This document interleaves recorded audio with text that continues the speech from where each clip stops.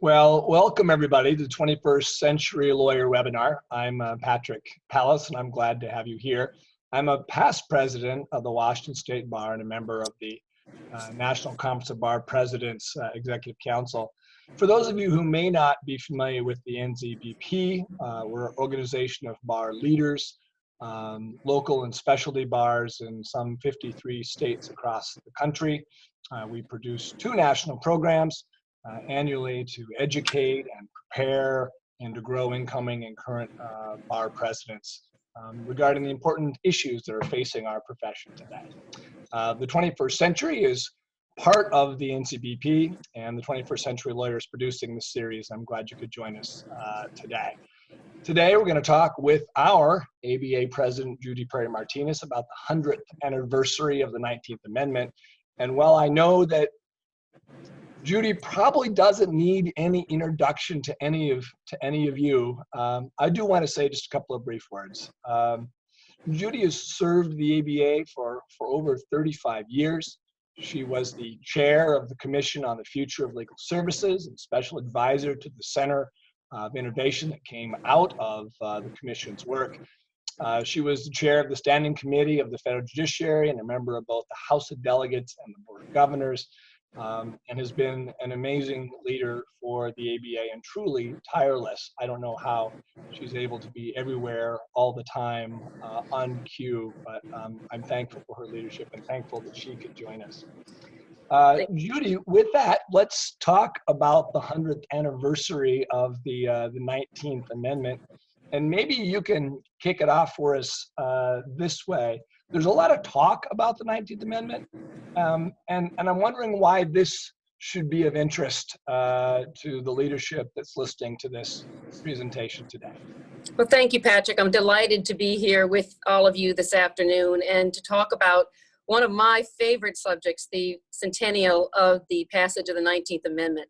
It is of great interest, I think, to so many because of what it stood for, the courage and the grit and the fortitude that the suffragettes and those who stood with them had, oh so many years ago, to make sure that women were guaranteed the right to vote. And if you think about that moment when the right to vote was adopted for women was adopted by Congress, it was the largest expansion of democracy in the history of our country. And so the centennial presents not only this opportunity to celebrate that expansion of democracy and the guarantee of the right to vote for women, but also to look critically at what that right means today and the challenges that are before us in terms of assuring that not only women, but others who want to cast their right to vote are able to do so in this country and engage fully in our democracy. I understand that the ABA has established a 19th Amendment Commission.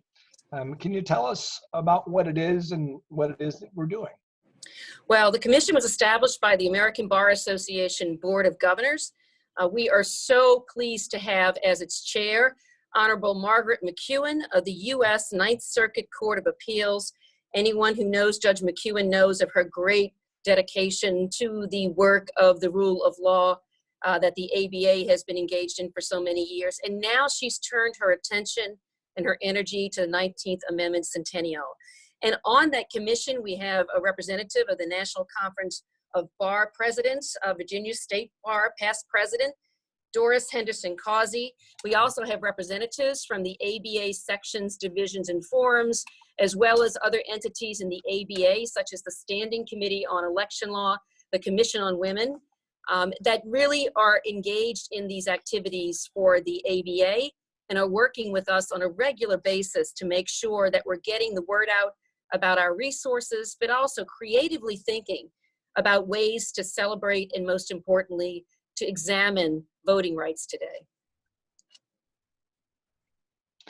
Judy, you've been, I guess we'd say, steeped in the 19th Amendment centennial since you started. I mean, this has been a part of your presidency. And I'm sure there's been a lot that you've learned along the way. I'm wondering if you could share some of the more interesting parts that you've learned. You know, it's interesting because the learning is a continuous journey.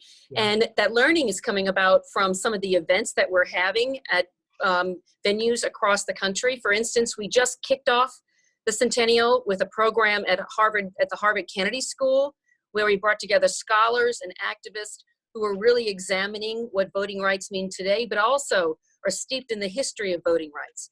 And we're having programs similar to that one at law schools across the country. Georgetown in February, UC Berkeley in March, a UVA program, and we're even looking at a program at Loyola in New Orleans. And all of those programs are being tailored to the needs and desires of the local communities in which they sit.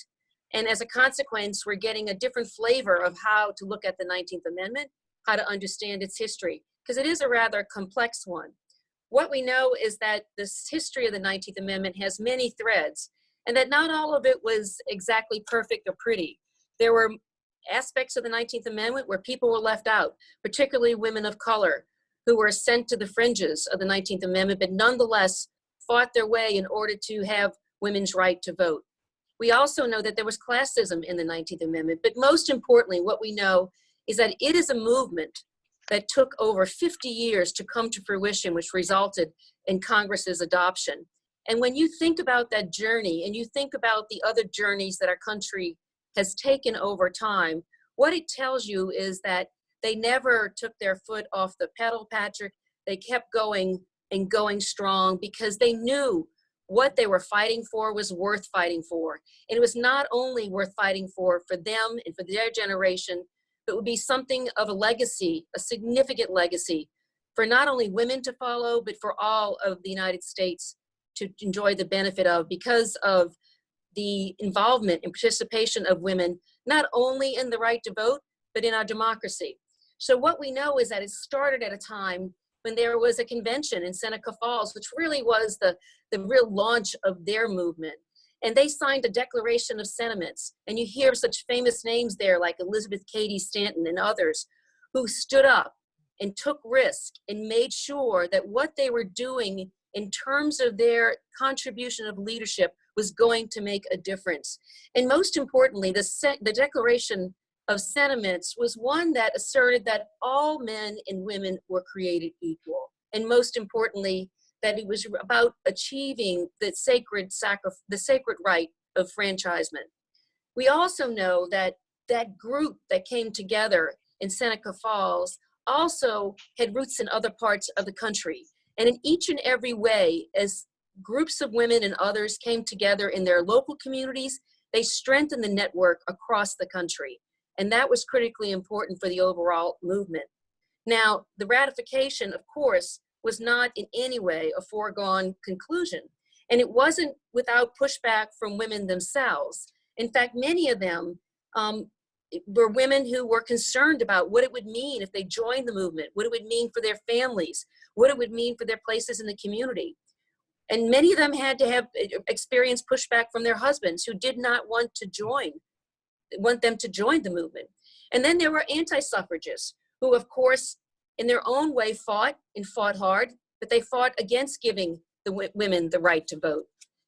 All of that story is told in several different books, and one that I'd point out to you particularly is an extraordinary book by Elaine Weiss called The Women's Hour. That book, by the way, won the ABA Silver Gavel Award this past year, and it really is worth picking up and reading because it gives you a full sense and flavor of the challenges that went on within the movement, but also the victories they had along the way.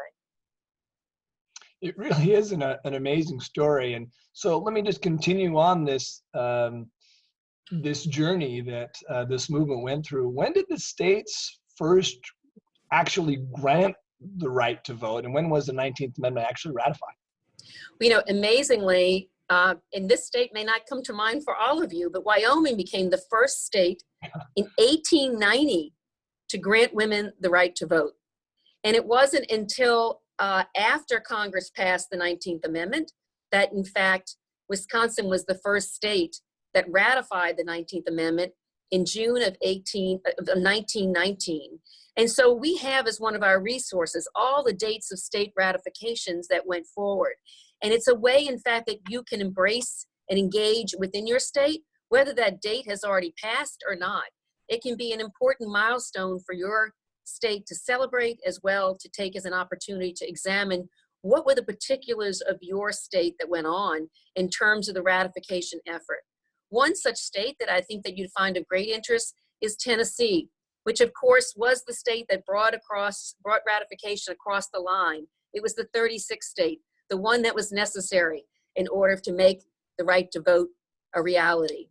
And there's a new book coming out by someone who may be familiar to some of you in the National Conference of Bar Presidents, Bill Haltom, who's a former president of the state bar and an active person who's been engaged in the ABA and so many different aspects of the ABA's work.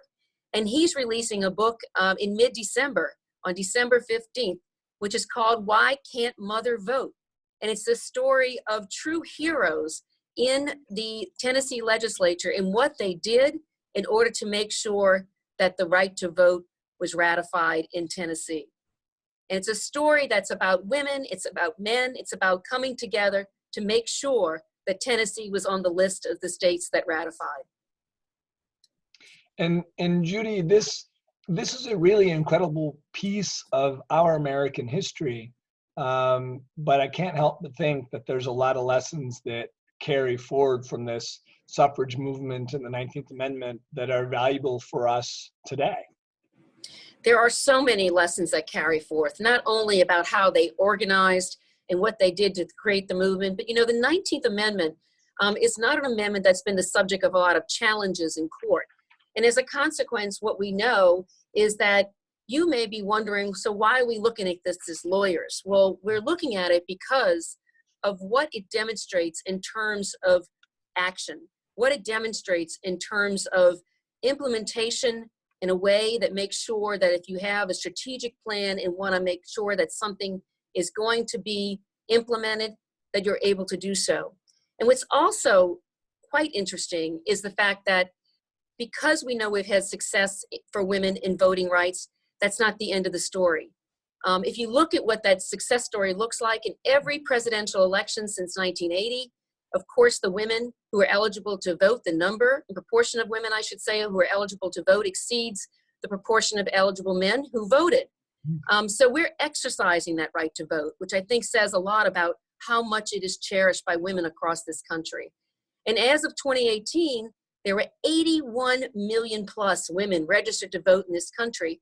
So women actually make up 53% of the entire electorate in this nation. And not to be lost on you is the fact that there's also so much work to be done in terms of exploring what are the current barriers to voting that still exist in this country.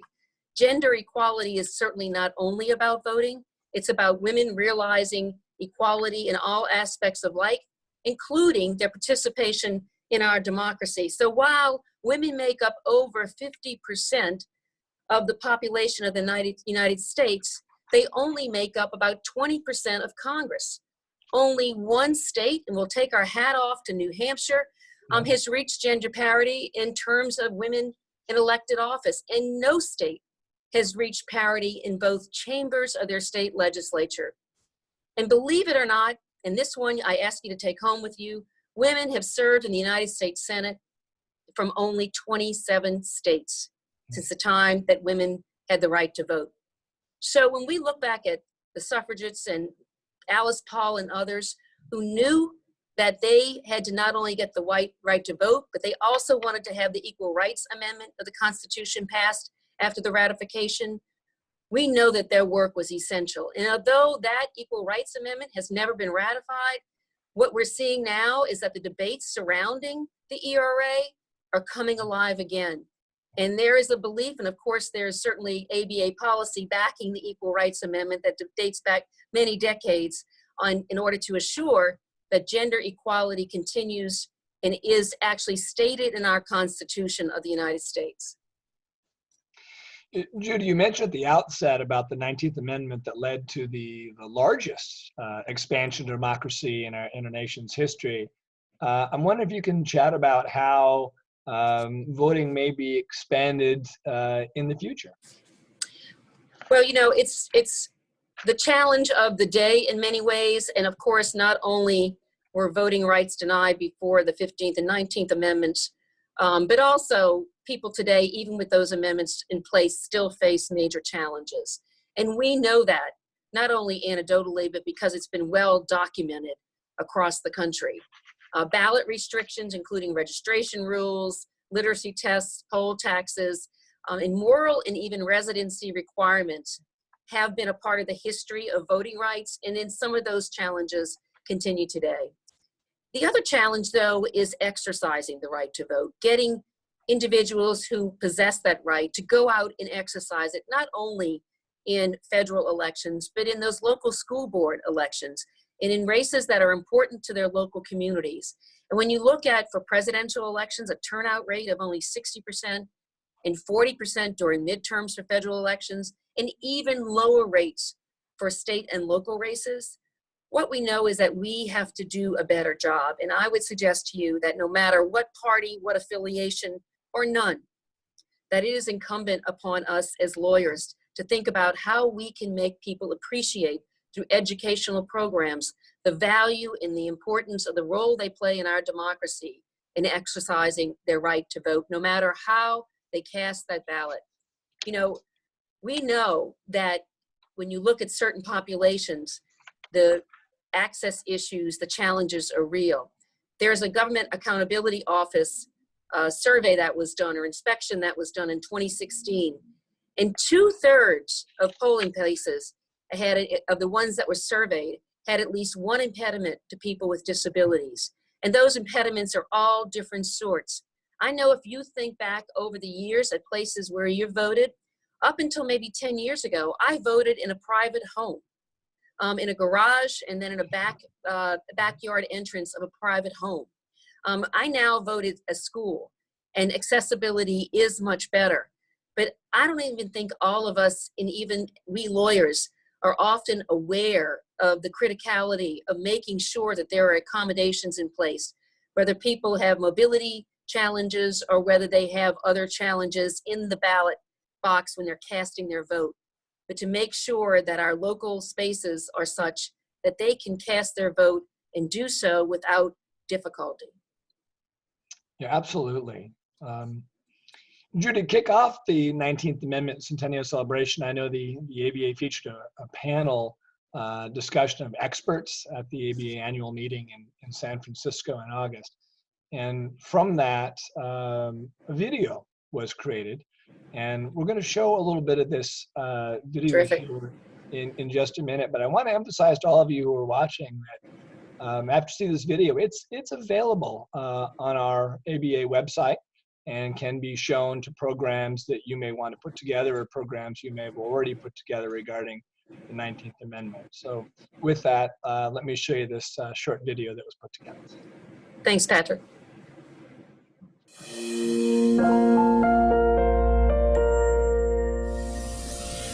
It took 52 years of dedicated campaigning, countless setbacks, and of course a never give up attitude that finally gave us the 19th Amendment.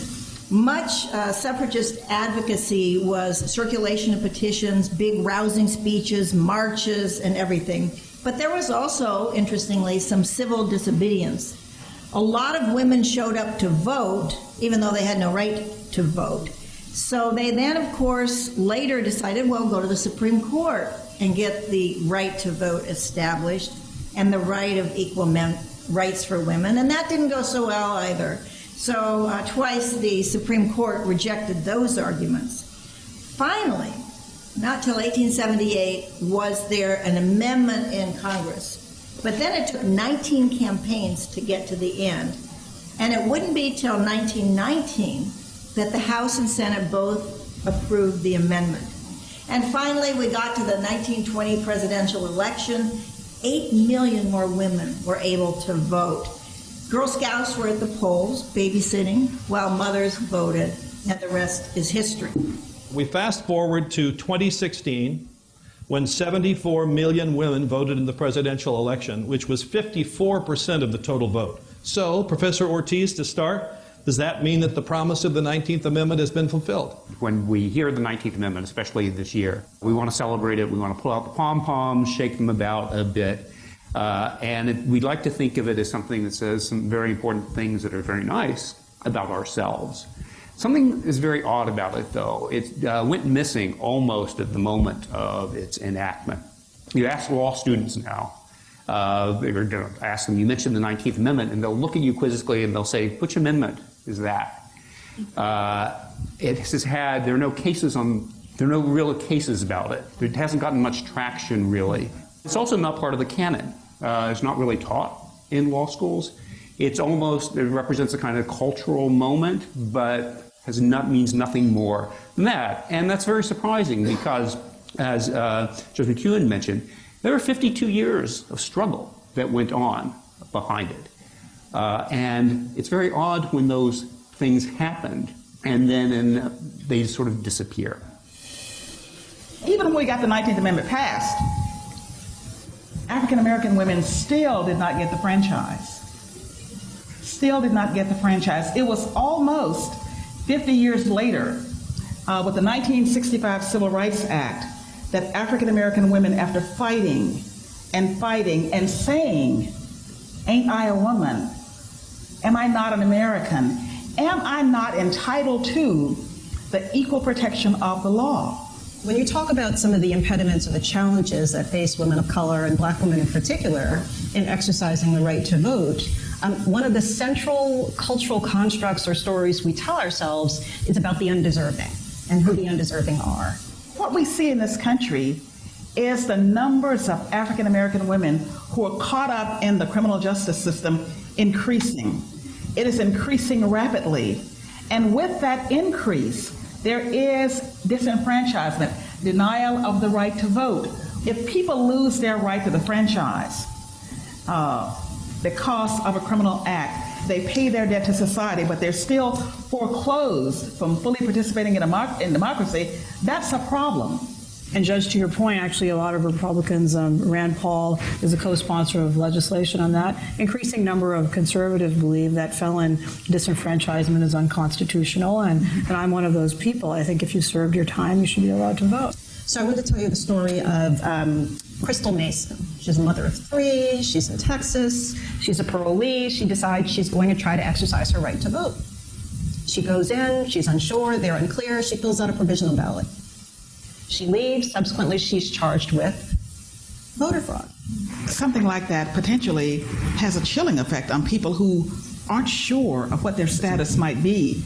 Rosa Ortega, who's another woman, permanent resident, didn't realize the distinction between the two, had voted multiple times without penalty. And then suddenly she went in to renew her registration, was found out, sentenced to 8 years, will be deported after she serves her time. Again, these sort of innocent mistakes, attempts to negotiate the system to access the right, I deeply wonder about us as a country, that the presumption isn't that there should be some good faith defense in these circumstances, or that people are not more interested in representing these women and making a case for this good faith mistake.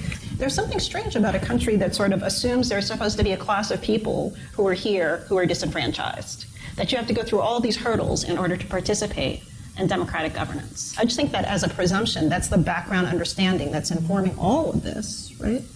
Well, really to your point, I think there's actually been a case not a case, but a situation in Pennsylvania where because of their online registration system, people were, I think, not adequately informed that if you're a green card holder, you're not allowed to vote in this country. Now, it's there's a box, but we have the same problem in California. There's a box when you're searching. If you're clicking through and trying to get this done while you, as any other woman, is multitasking, doing 10 different things, you could miss it. Right. And the government, because of its poor design of its software, is putting citizens at risk of becoming not citizens, is putting innocent immigrants at risk of never becoming citizens, because that is a felony and it causes them to be ineligible permanently. So I think that's actually something I've certainly looked at legally as a huge problem. That should never happen to anybody that is a result of an innocent mistake, and nor should the disproportionate prosecution.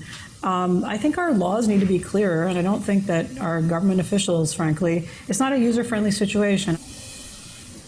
One of the biggest changes at the polls in the past decade is the growth in the number of states that require a voter ID, especially a photo ID at the polls. 17 states now require photo IDs. The Supreme Court has said there's nothing unconstitutional about that. But some states have imposed additional requirements, and there's actually an ongoing legal dispute now in North Dakota over a change in the state law that said if you have to have a street address on your identification when you go to the polls or you register to vote, and many Native Americans who live on reservations not only don't have house numbers, their streets don't even have names. And so in the last election, we saw a court fight over this. The Supreme Court refused to take the case. It was awfully close to the election. The voting ID requirements are just one of many different mechanisms that various jurisdictions are putting in place right now. They're going right on top of one another. So there's closing down or restricting early voting. There is the felon disenfranchisement provisions have been around for a long time. There are the debates now about requiring proof of citizenship. They're changing poll hours, closing down polling places, all of this. And even if any one of these things makes a very small difference in itself, when you actually compound them, put one on top of another, as is often the case, you'd be surprised they didn't make some real difference. County clerks have two really opposing forces on them. On the one hand, they want to make sure that they don't throw people off who are otherwise qualified to vote, but on the other hand, they are legally required to maintain accurate voter registration rolls. The Brennan Center says 17 million voters were purged between 2014 and 2016, and again between 2016 and 2018. That's much higher than a decade ago. Now perhaps they're just getting better at it. For good reasons and bad, but the purge rate was higher in counties that had previously been subject to preclearance under Section 5 of the Voting Rights Act, which, as you all know, the Supreme Court gutted. Nobody should be removed from the rolls without getting a notice from the registrar of voters that, hey, you haven't voted for 10 years. Is this your correct address? And the notice should be mailed to the address on the rolls, and get a couple of opportunities to get that and respond and say, yes, I'm still here. I just didn't want to vote for any of the bums that were on the ballot, and keep me on the rolls. But as a result of litigation at LA County, under the Voting Rights Act, National Voting Rights, the NVRA, California is now beginning, in the most populous county, to clean up its rolls, which is an obligation under federal law because of susceptibility to the non-impersonation type of fraud that you might see. So, I mean, I'm a big fan of voter ID. It is required in Mexico and India and Iraq and many other places in the world that are considered to be less advanced than we are.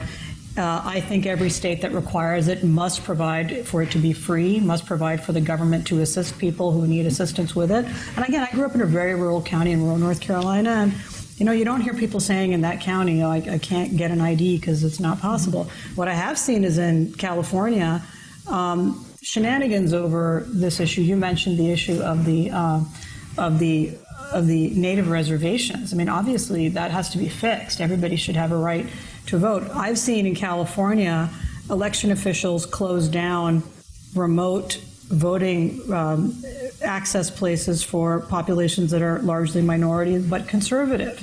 The Hmong population in Trinity County has been disenfranchised in recent elections, and that is likely to be the subject of a by closing lawsuit. Polling places. Exactly, closing early, changing it at the last minute, et cetera. I think it's always been a partisan issue, and I think it always will be, although the partisanship changes over time. So, we've had literacy tests, understanding clauses, poll taxes from a little bit after the Civil War. It was the Democratic Party that was primarily responsible for those.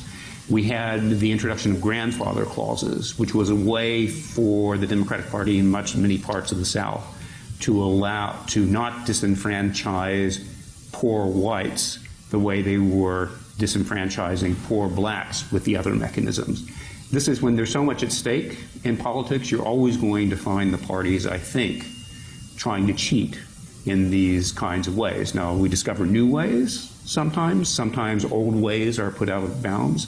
We don't tend to use literacy tests. We don't have the kind of poll taxes we used to have. So we perhaps discover new means which are somewhat less effective, but still will get you part of the way there. And I think just given the nature of how politics works, that's always going to be in the picture. But we have to remind ourselves always to worry about it.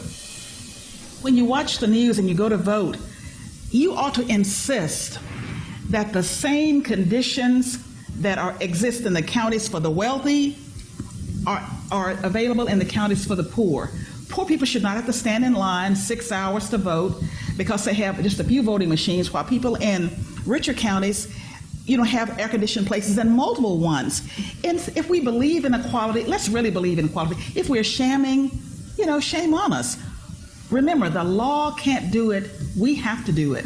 The 19th Amendment recognized with its passage that the law does not on its own deliver the promise of equality. It does not on its own deliver what a republic promises. You must be the voice for people who otherwise have no voice. And you must be the eyes and hands, the feet and the hearts of the law to make certain that the promise of the law is delivered to everyone who is living under the law.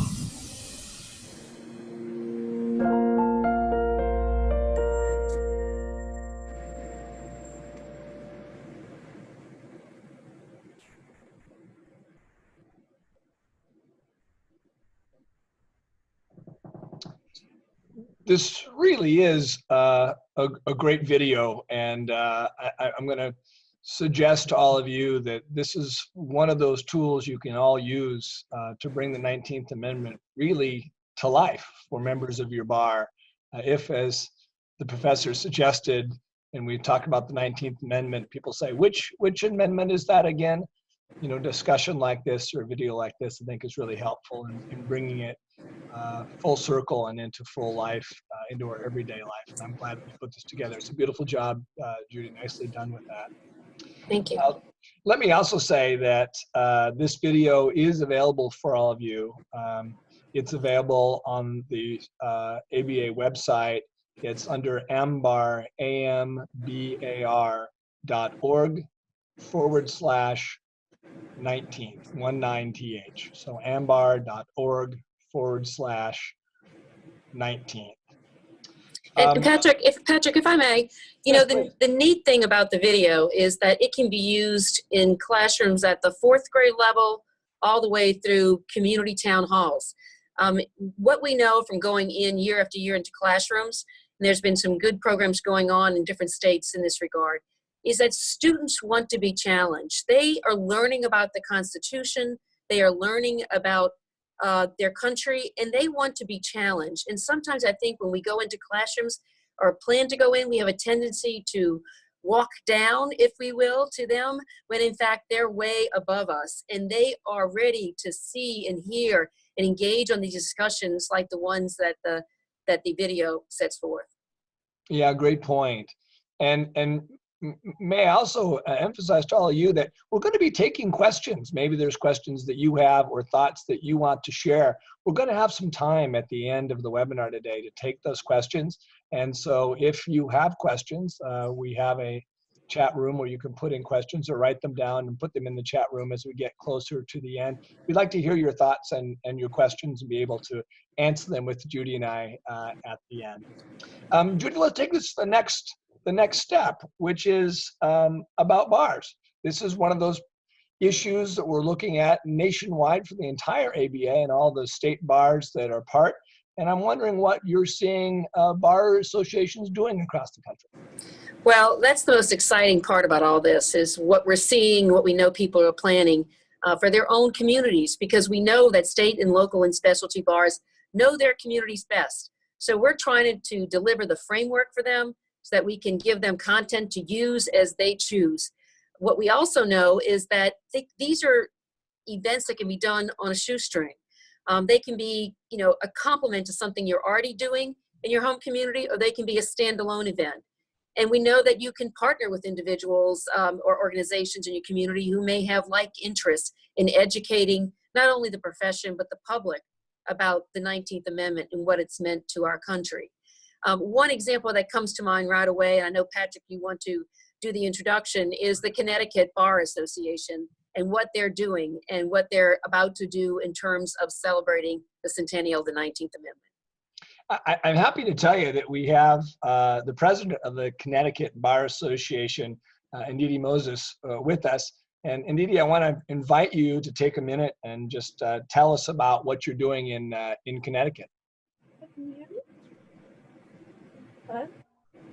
Yes, we can hear you. Okay. Great. Welcome. Thank you for having us on.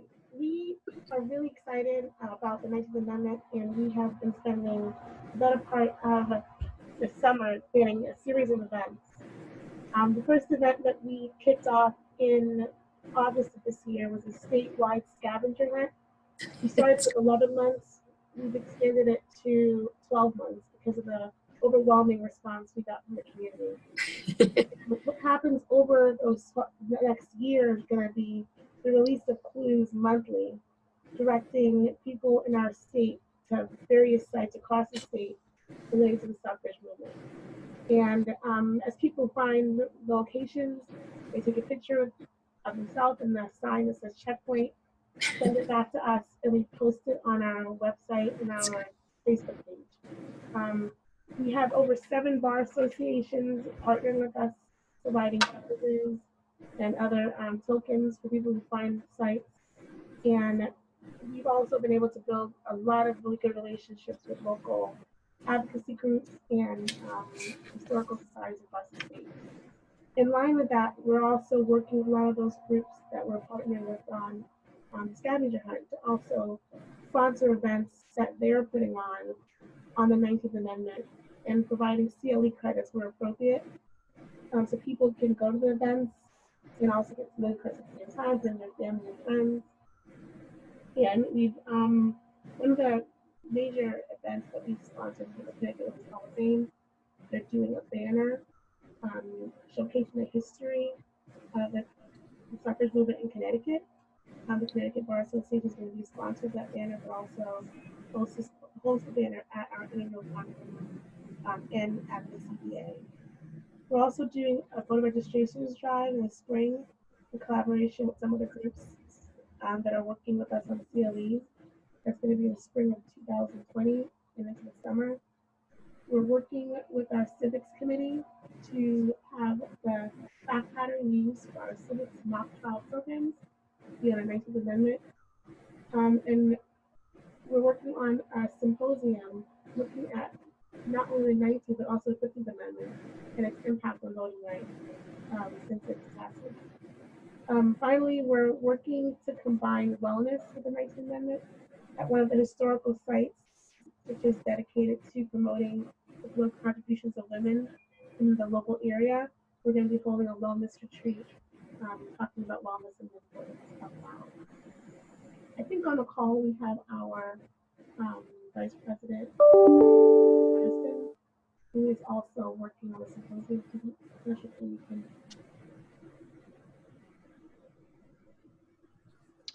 Well, I'll tell you what, that's quite a laundry list of things that you're doing. That really is a model for, I think, all the bars who wish to take the 19th Amendment and to make it available and form networks with their community and involve their members and truly bring it to life. Congratulations to you.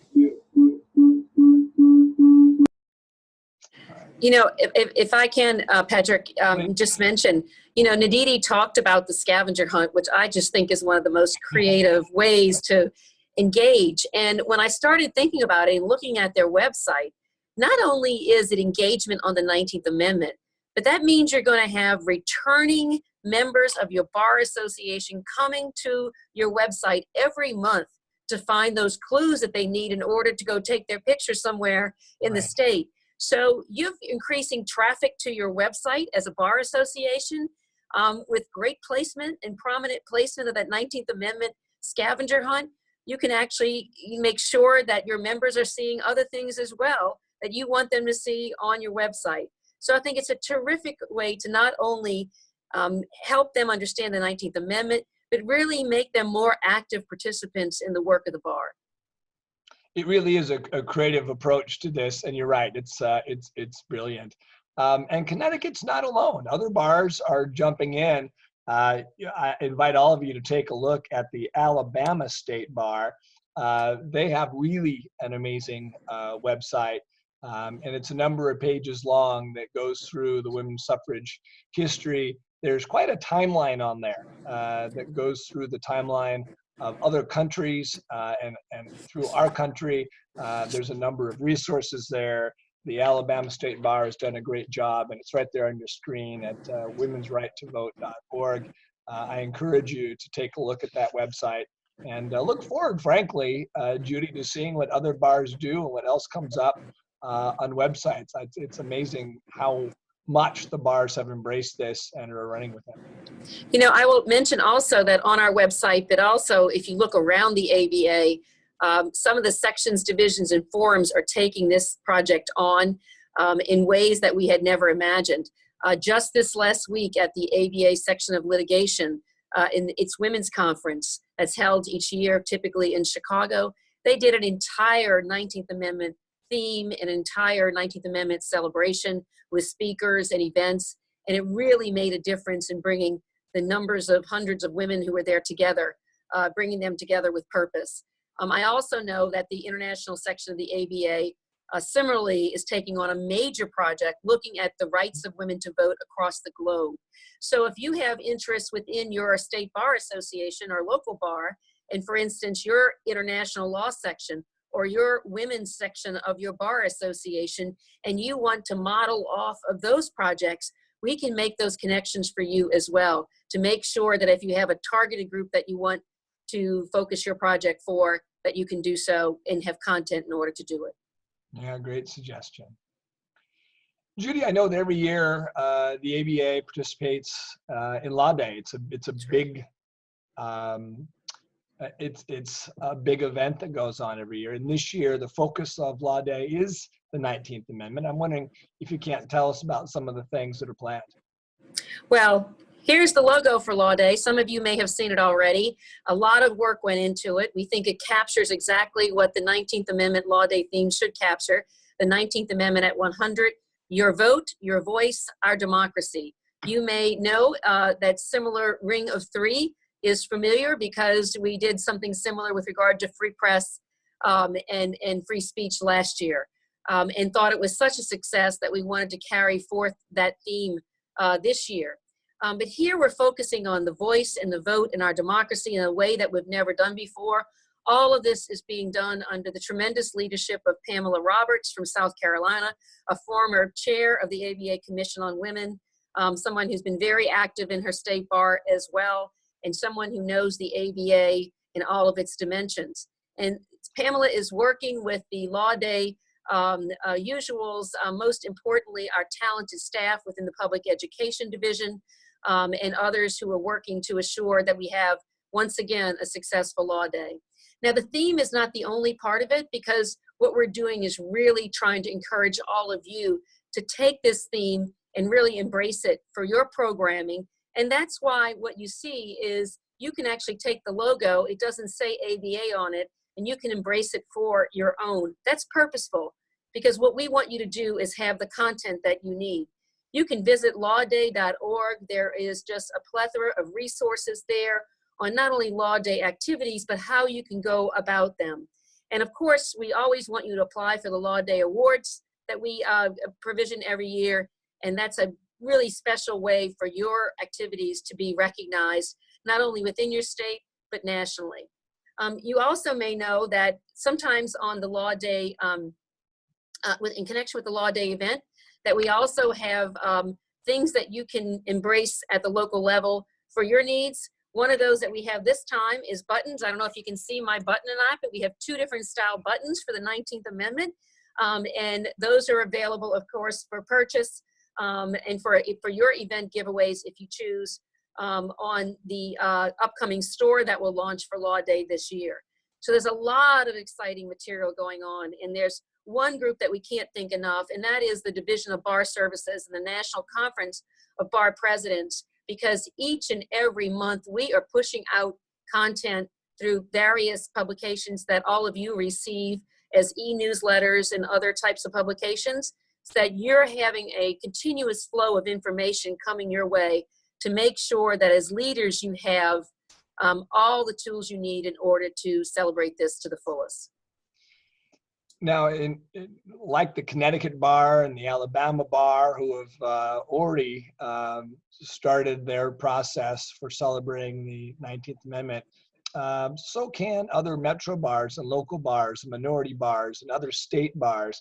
And the ABA, Judy, has put together resources to make this easier for every bar, large or small, across the country to engage in the 19th Amendment. Can you tell us about some of the resources that are available? Well, we hope the first thing you'll do when you finish with this webinar is visit ambar.org/19th, because that's where the resources are sitting, and it is accessible, it is easy to maneuver, and it's really there for your taking. We have a photo gallery of historic photos that you can take and use to help your programming.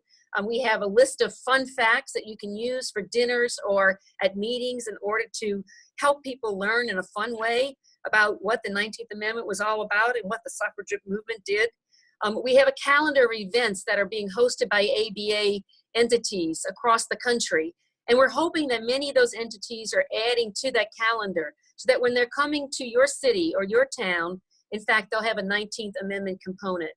And we also have their a listing of other resources from third parties and other organizations that we offer up to you if you choose to use them.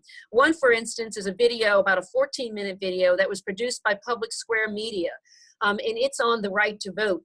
And that's available for you to use free of charge if you choose to for your bar association.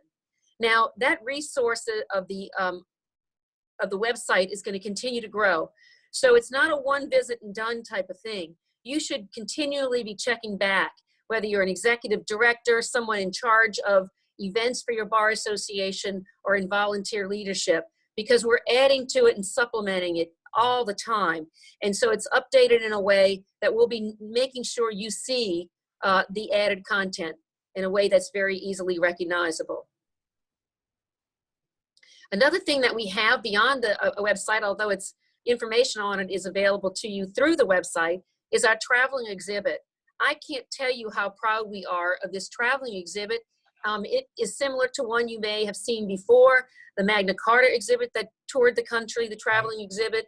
This one, Patrick, was taken up by the Standing Committee on the Law Library of Congress, one of our most valued committees, standing committees of the American Bar Association, which has a very close relationship with the Law Library of Congress.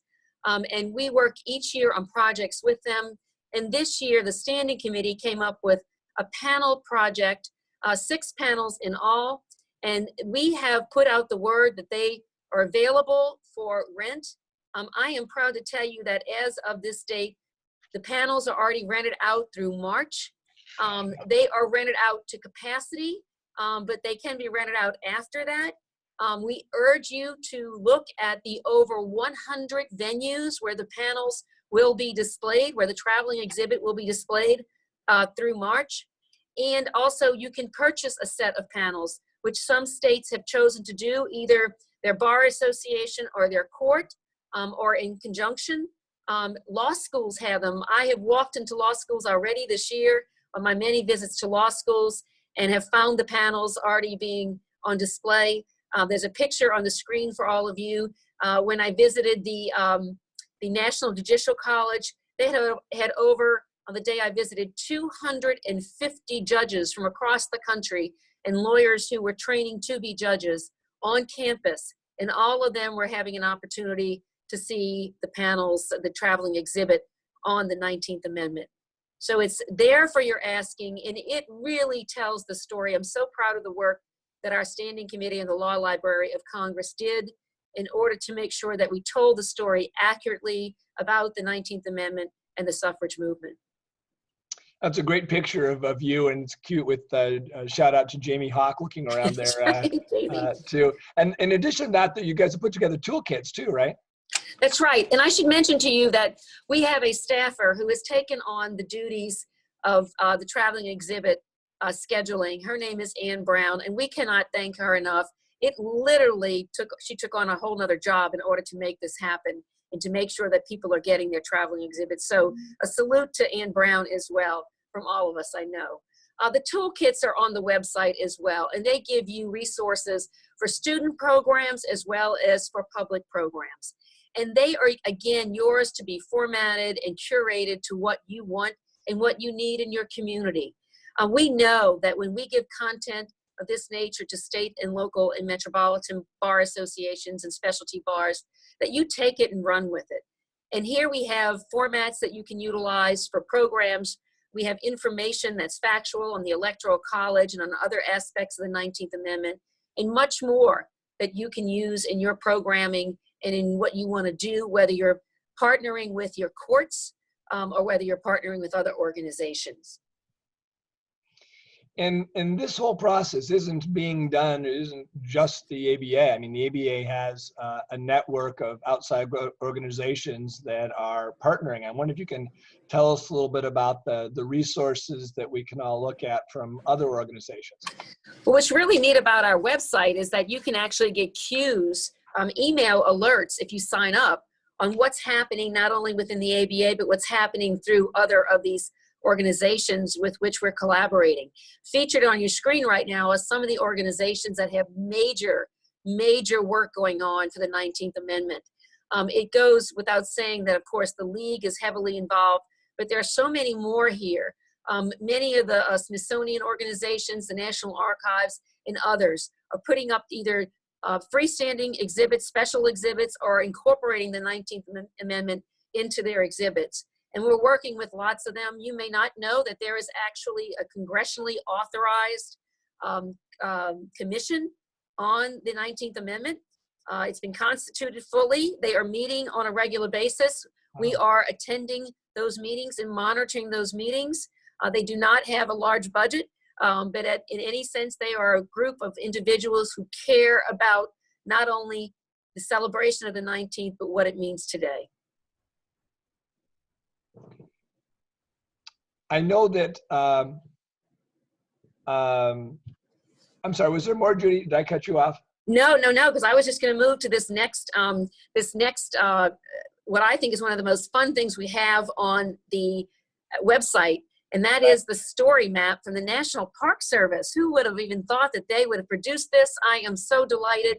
You can click on your state or your area and find out about a historical fact that occurred in your area of the country, and you may want to center your programming around. In my hometown, born and raised in New Orleans, in my town, when I clicked on the map, what I found out was that in 1903 there was a women's suffrage movement convention held in downtown New Orleans at the St. Charles Hotel, and as part of that, women like Susan B. Anthony and Carrie Chapman Catt rode the streetcar down St. Charles Avenue in demonstration of what they knew was they had to get the message out, and they did that as a way to talk about their movement. Think about that reenactment. We're working on that in New Orleans to try to see if we can bring women together from our local community to work together, but also to reenact that most wonderful event that happened in 1903. Yeah, that's great. What a great way to find out about history. I hope people check this out. I know I will. I see a number 37 there, right where I'm sitting. So I'll check it out. I know that there's a lot of things that bars are doing, and we want to invite everybody to step up and to participate and to check out the websites and start your own program or project doing this. We're going to take questions here in just a minute. If you've had questions and you've written them down, this is a great time to send them or to take them off your notepad and to put them on the screen to chat with us about. We have a couple of questions already, and Judy, if you're ready for me to ask you one. Sure. Queued up. All right. One of the questions is, what are we doing internally as part of the bar and externally as part of our organizations to collaborate? Well, there are so many organizations that we're working with, and we will continue to work with. Internally, this commission that we've formed that Margaret McEwen is chairing for us, they are meeting on a regular basis. and they are communicating back. They have liaisons as well as commission members and special advisors who are experts on the subject or the history of the 19th Amendment and the subject matter as it exists today. We are communicating through, for instance, the Section Officers Conference, where I've been speaking to them about this and will continue to do so. And we'll also be having planning, we're having programming at the mid-year meeting and at annual that we invite all of you to. But most importantly, we ask you to think about who you can partner with in your own community. And not only women's organizations, but certainly so, women business community leaders, you know, Girl Scouts, Boy Scouts, Boys Club, Girls Clubs, your local law schools, your local undergraduate institutions, all of them we think, in your courts, like I said earlier, we think all of them would be most interested in working with you and collaborating. So here's another question for you, and I like this one. What kind of reactions do you get when you discuss the centennial with bars and other groups, and how receptive are they? You know, they've been very receptive, and I don't think they're all just being polite. What they want to do is to make sure that they're informing their public, their community, about something that is at the core of civics. It's about what our democracy speaks to. It is not a partisan issue. It is not an issue where you have to take sides. It is about educating the public about the right to vote. It, to me, is no different, but just as important that we, as all lawyers, should be doing about talking to individuals about how they should serve on jury duty.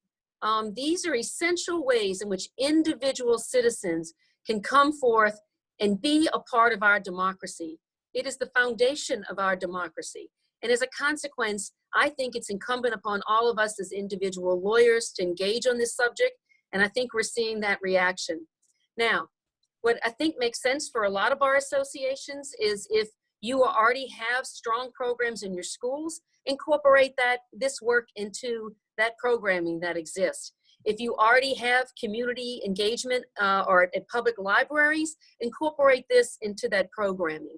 But make sure that you're using it as an opportunity to outreach to your members who may not engage on other issues such as access to justice, who may not engage with you on issues that are your traditional ones.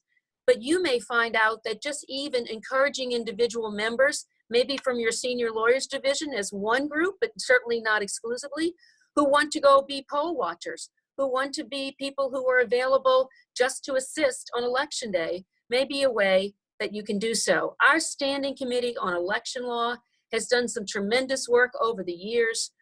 They are a bipartisan group of individuals who care about the integrity of our elections. They care about people exercising their right to vote. And as a consequence, they have a rich menu of programming that you can also get involved in if you choose. So, Judy, we do have a couple more questions, but we really are out of time. As looking at the clock, we're down to the last minute or two. I wanted to give you a chance, maybe just to give a final thought or encouragement to all the bar leaders that are watching here in the webinar today. Well, you know, Patrick, I think this is one of those opportunities where we're looking at the right that was guaranteed under our Constitution, in this case for women, but also the 15th Amendment. And it is a topic that should be embraced by not only women and persons of color. It is a topic that is essential for all of us as lawyers to embrace, no matter our backgrounds, no matter where we come from, no matter where we have lived or live today, big cities and small, rural areas and in the urban communities. Because it goes to the heart of what we are all about as lawyers. It goes to the heart of what we are all about as a country.